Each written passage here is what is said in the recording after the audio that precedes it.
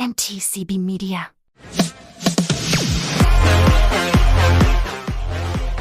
Podcast ng ina nyo. Ang podcast ng ina nyo na may puso. Kinig na!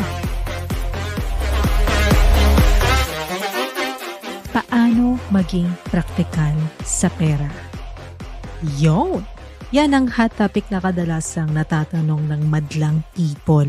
Lalo na ngayon na sobrang hirap dahil nag-uumpisa pa lang tayong makaahon mula sa pandemic na yan. At halos kaluluwang lang ng economy mula sa pagkakabaon mula sa COVID-19 pandemic na yan. Fast forward na tayo. Paano nga ba maging praktikal sa pera? Yan. Yan yung mga paboritong topic ng ating mga momshies. Kasi syempre kaperahan. Sino ba naman ang tatanggi sa topic na pera? Tungkol sa pera. Yan. So lalo na ngayon yung akala mong okay ka na kasi nakakalabas ka na. Andiyan na yung mga reunions, birthdays, binyagan, at malapit na rin ang Christmas. Ayan, yung magsha-shopping ka na. Wow! Di ba? Ayan, malapit ka na namang puntahan ng iyong mga inaanak. At malapit ka na namang magtago sa iyong inaanak. Sa isang salita, ayan na naman yung gastos. Practicality itong topic natin mga mamshis ha. Hindi ito topic kung paano kumita ng pera. Magkakaroon tayo ng separate episode para dyan. Pero ngayon pag-usapan muna natin more on kung paano mo marirealize kung ano yung mga kadalasan mong pinagkakagastusan lalo na't malapit na yung Christmas. Yan, okay. So ito na nga. Papasok na si kumaring budget. Ayan na. Oo nga, no? Aminin natin, may mga bagay-bagay tayong hindi natin napapansin na napapagkakagastusan. So, hindi natin napapansin yung nandun lang sa cellphone natin. Isa sa mga pinakakalaban ng ating budget ay nandun mismo sa ating cellphone. Yung mga shopping app na ganyan, kagaya ng Lazada. Nag-high sa inyo yan tuwing sweldo Yung tipong wala pa nga sweldo, nag-high na yan. Pag open nyo ng cellphone nyo, makikita nyo na kaagad yan yung mga shopping app na yan. Ay yung Lazada, at saka yung isa ay siya, diba? Lalo na kapag may mga mga Lazada, wag na natin sabihin yung mga sale na yan. Yung tuwing November. Diba? Tuwing November na lang, ugali na lang nating buksan yung app na ito at mag-add to cart. Yan. Yung mga tukso na yan, layuan mo ako moments na makikita mo sa cellphone mo, aminin man natin o hindi, nagiging happy na natin yung tignan bago magsweldo o kaya sweldo mismong on the dot or after sweldo. Nagiging na natin yan happy na natin tumingin sa app na yan kapag meron tayong inaabangan na pera o meron na tayong pera o meron na tayong gagastusin. Yan. Para kasing nakakaisip na tayo ng paraan paano mag-shopping at the comfort of our homes, diba? Hindi na natin kailangan pumunta ng mall. Hindi na natin kailangan lumabas. Talagang i-deliver na lang sa harap ng bahay mo. So isa yan sa pinagkakagastusan ng ating mga moms. Aminin natin, mahirap talaga mag-budget kasi magkaroon lang tayo ng sobra na pera. Ayan na, titingin na tayo agad. Window shopping na tayo kaagad. Minsan nga, nakapending lang yan sa add to cart Diba? Nakapag-add to cart ka na pala in advance. In advance mo na yung add to cart mo. Ando dun lang pala siya. Tapos, i-click mo na lang yung pay. Diba? Aminin natin, mahirap talaga mag-budget kasi magkaroon na tayo ng konting pera, sobrang pera. Meron palang nag-aantay na naka-add to cart doon sa app na yan, sa mga app na yan. Naka-pending lang pala at pipindutin na lang natin yung button na pay. Practical tip number 1. Eto, kung di mo talaga mapigilan yung sarili mo at parang meron kang hinahabol na quota sa pagbili ng mga gamit o mga bagay-bagay sa mga shopping apps na yan, ang gawin mo mag-canvas ka muna, sis. Mag-canvas ka muna. Huwag yung pag may nakita kang gustong bilhin, matik, i-add to cart mo kaagad. Huwag ganun. Maghanap ka muna ng mas mura. So maraming mga sellers dyan, halos pare-pareho yung mga binibenta, pero iba-iba ang presyo. Minsan, sa dami nila, nagpapagandahan na lang yan ng pag-post ng picture. So, tignan muna natin kung halos pareho naman yung product description, pero magkakaiba ang presyo. Hanap ka ng kung alin yung pinakamura. Yung tipong huwag kang magpapadaya doon sa mga picture kasi minsan nakakadaya yan eh. Hindi mo alam, sa picture lang pala maganda, pero pagdating sa iyo ng product, nyang, nyang, diba? So, mag-canvas ka muna. Hindi porket mukhang sosyalin yung itsura at mukhang sosyalin ang presyo, maganda yung quality. Pag-isipan mo muna at mag-canvas ka muna. Yan. Hindi naman natin nilalahat kasi may mga sellers naman talaga na honest pagdating sa pagbebenta, lalo na yung mga nandoon sa Lazada. Uy, sinabi ko na. Lalo na yung mga nandoon sa parang official keme-keme. Yan. So, mag-check muna tayo, i-research muna natin kung ano yung maganda, kung ano yung tipong mas okay. Yun ang ating piliin. So, mag-canvas ka muna, ihanapin mo muna yung best deals na pwede mong makita. Kung talagang yun na yung gusto mong bilhin, di bilhin mo. Pera mo naman yan. Di ba? Pera mo naman yan, di ba? So, mag-canvas ka muna, maghanap ka muna ng best deal na pwede mong makita. So, kung talagang gustong-gusto mo na yung bilhin, mag-research ka. Kasi dun sa kailaliman ng searches na yan, meron pa rin gininto ang puso na seller na magtutubo lang sa'yo ng at least 1/4 dun sa mga products na yan. At kung meron man ganun kudos sa mga sellers na ganun, talagang may gininto ang puso sila, hindi sila nagtutubo ng malaki. Napakabait na tao. Napakabait. Practical tip number 2.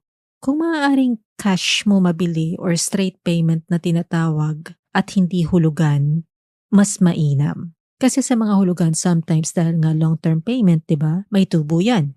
At mas malaki talaga ang tubo kadalasan. Ito yung wala ka talagang palag kasi hindi mo naman sila masisisi dahil nga matagal yung return of investment sa kanila, kumbaga. Yung tipong nagamit mo na yung product o nagagamit mo na pero hindi mo pa siya fully paid. So bilang consumer, kung kaya mo na mabili ng straight payment, mag-straight payment ka na lang. Kasi hindi mo kasi naiisip dahil akala mo mas practical na kumuha ka ng hulugan dahil every month or every week mo siya babayaran, akala mo mas makakaluwag ka. Hindi mo alam kung malaki yung tubo nun, medyo malaking bawas din yun sa budget ng pamilya in the long run. Yung tipong imbes na isave mo na para sa emergency fund mo, binabayad mo pa sa tubo ng long-term installment na nakuha mo. So, kung kaya mo namang mag-ipon, huwag ka magmadali, sister. Kung kayang pigilan ng pagiging atat, yung pagiging impulsive buyer mo, pag-ipunan na lang muna at saka bilhin straight payment. Kasi minsan yung pagiging atat na yan yan yung dumadali sa atin, 'di ba? Lalo na kapag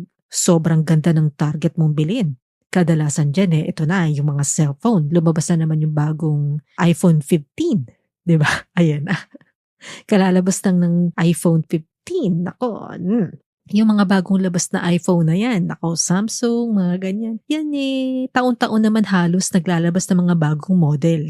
'Di ba? Yan yung mga phone companies talagang mauutak yung mga yan, talagang kada taon na lang gusto nila laging bibili ka sa kanila.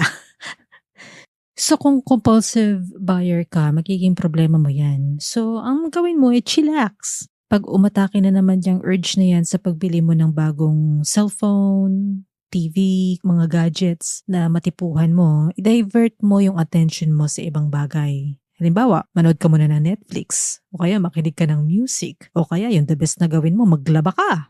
Yan. Pag hindi pa nauubos yung nilalaban mo, pati yung damit ng kapitbahay mo, laban mo na rin para lang mawala sa isip mo yung mga bagong cellphone na ganyan, di ba? Practical tip number 3. Food delivery. Yan, dyan ako na bibiktima lagi. Biktima ako ng food delivery service na yan lagi. Madalas hindi ako nakakapagluto. Kadalasang inaatake ako ng pagiging gastador ko, yung food delivery service na yan. Yung mga deliver na yan kasi kapag tinatamad ka na magluto or may mga cravings ka na hindi mo mapigilan, laway na laway ka, mga ganyan, nako po, hello. So, pag may mga ganyan bagay, magluto ka na lang. Well, kung di mo talaga mapipigilan ng sarili mo dahil andyan na naman, sumisit-sit na naman sa inyo yung mga food delivery app sa cellphone mo at may pera ka naman, extra kumbaga, extra. Eh di bumili ka.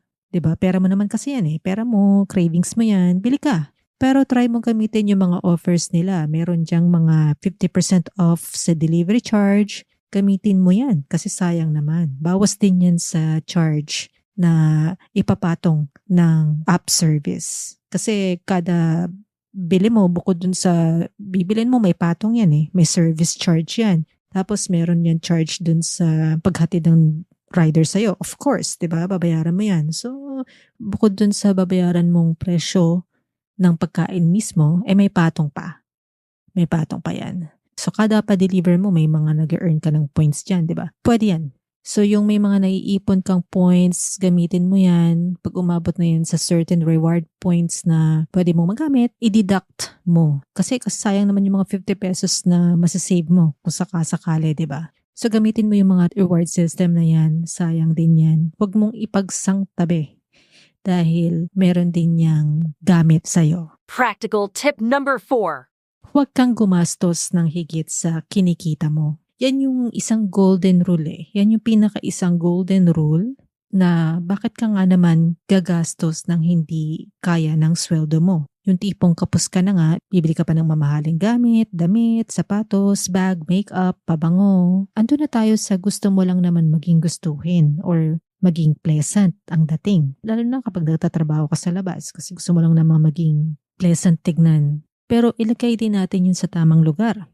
Kasi pwede naman tayong maging gustuhin kahit na hindi tayo gumagastos ng malaki. So madaming tips sa YouTube, sa TikTok, sa Facebook, kung ano-ano yung mga brands na pwede mong bilhin na swak sa budget mo. Hindi mo naman kailangan na bumili ng high-end, mga magagandang brands para lang maging fashionista. Ika nga. Kung hindi mo talaga mapigilan na bumili dahil kailangan sa trabaho mo, okay lang yan. So, lagi mo ring isipin na dapat may itinatabi ka pa rin for emergency. So, kung pwedeng hindi ka naman gumastos, huwag ka nang gumastos kasi itabi mo na lang yan for emergency. We'll never know kung kailan natin kailangan yung pera. Tama?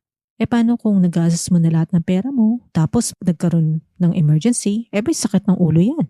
Masakit yan sa ulo kaya pigilan natin ang ating mga sarili kung maaari. Practical tip number 5. Maghinay-hinay sa paggamit ng credit card. Yan. Nako po, para sa ating mga ses na may credit card, kung hindi mo kayang bayaran yung monthly due, buwan-buwan in full, hinay-hinay lang, ses. Naintindihan ko, pera mo yan. Siyempre, pera mo yan. Wala tayong pakialam. Pero ito tip lang. Kung gusto mo na medyo mag-ano yung budget mo, hindi ka mag-exceed sa babayaran mo buwan-buwan, imbis na swipe here, swipe there, swipe everywhere, pigilan mo yung sarili mo. Kasi hindi mo napapansin, malaki na yung binabayaran mo pagdating ng monthly statement mo. Hindi lang yung anak mo yung lumalaki, pati yung bills mo lumalaki din. Hanggang mabaon ka na pala sa kautangan. Yan, yung mga utang na yan. Oh my gosh. Ang laki pa naman ng patong ng mga bangko ngayon, no? Pagdating sa mga past due accounts, yung mga patong, kapag hindi mo nabayaran on time, naku po, sus mio, magkano tinutubo ng mga credit card companies na yan sa mga patong nila sa mga past due accounts. Napakalaki talaga. What do you need to do para makaiwas? Kung maaari get rid of those credit cards. Masakit man, pero kung kaya mo, get rid of those credit cards. Mahirap pero we need to make sacrifices sometimes, no? Minsan talaga para na rin sa ikabubuti natin. Kesa naman sa maghirap naman tayo sa bandang huli kakabayad sa mga utang na yan. Huminahon tayo, please lang. Kasi mahirap talaga magkaroon ng utang. Alam niyo yun, yung tipong hahabulin ka, tatawagan ka ng mga ahente ng mga credit card companies na yan. Naku po. mahirap. Last tip of the day. So, madami mga financial advisors sa YouTube or podcast na pwede nyong i-follow. Yung mga yan nagbibigay ng advice at kaalaman kung paano i-manage ang pera, ang mga pera natin. Nasa sayo na lang talaga yan kung willing kang sundin yung mga payo nila. Wala rin namang masama kung susubukan natin, di ba? So ano ba naman yung ikadena mo yung sarili mo sa loob ng CR para di makalabas para papuntang mall? So tandaan natin mga sis, mga moms, mga bros, dude, disiplina talaga sa sarili ang kailangan natin kung ayaw nating dumating tayo sa punto na magkakaroon tayo ng utang at worse lubog tayo sa utang. So mas maganda na rin yan. Disiplina is the key to success. Maraming salamat sa pakikinig mga sis. Sa susunod na episode, antabayanan muli. Sa susunod nating episode yung tips natin para sa health, anti-stress, health management. Ayan.